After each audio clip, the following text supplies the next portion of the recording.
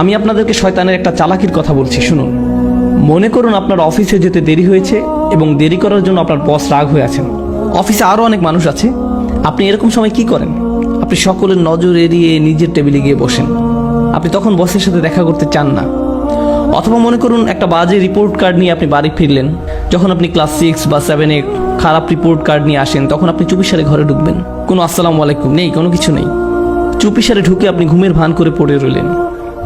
মা যদি জিজ্ঞেস করে আজকে স্কুলে কি হলো, আপনি তখন বলবেন তেমন কিছু না। আপনি যখন কাউকে হতাশ করেন তখন তার থেকে দূরে দূরে থাকেন, এটাই স্বাভাবিক। এই ক্ষেত্রে যখন আমরা অশ্লীল কাজ করি, নিজেদের উপর জুলুম করি, তখন আমরা কাকে হতাশ করি? আল্লাহ আযজা ওয়া জাল্লাকে। আপনি আল্লাহকে অসন্তুষ্ট করেন, শয়তান তখন এর সুযোগ নেয়। আপনার কাছে এসে সে বলে, তুমি এখন আবার সালাহ পড়তে যাবে? ভণ্ড, তুমি এসব অশ্লীল কাজ করে এসেছো, এখন আবার একটা ক্লাস করতে যাবে? এখন তুমি ইবাদত করতে যাবে? তুমি তো দুমুখ মানুষ। তখন সে বলে, হ্যাঁ আমি তো দুমুখ মানুষ, আমার সালাহ পড়া উচিত হবে না। শয়তান আপনার গুনাহের সুযোগ নিয়ে আল্লাহর কাছ থেকে আপনাকে আরো দূরে সরিয়ে রাখে। আপনি তখন আল্লাহর সামনে দাঁড়াতে বিব্রত বোধ করেন। কিন্তু একজন সত্যিকারের মুত্তাকি যখন ভুল কিছু করে, তৎক্ষণাৎ সে কি করে? সে আল্লাহকে স্মরণ করে। যাকারুল্লাহ ফাস্তাগফিরু লিযুনুবিহিম, তারপর তার আল্লাহর কাছে ক্ষমা চেয়ে নেয়।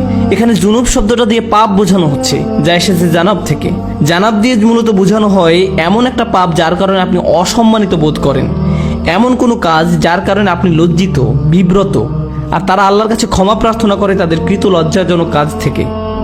ওয়া ইয়াগফিরুয যুনুবা ইল্লাল্লাহ, আল্লাহ ছাড়া আর কে গুনাহ ক্ষমা করতে পারেন? আপনি আর কার কাছে যাবেন? কোথায় যাবেন? আল্লাহ ছাড়া আর কে জানে আপনি আর আমি কি কি ভুল করেছি। আমাদের গুনাহের খাতায় বহু জিনিস আছে যা আল্লাহ প্রকাশ করেননি, শুধু আল্লাহই সেসব জানেন। সেসবের জন্য আল্লাহর কাছে আমাদের ক্ষমা চাইতে হবে।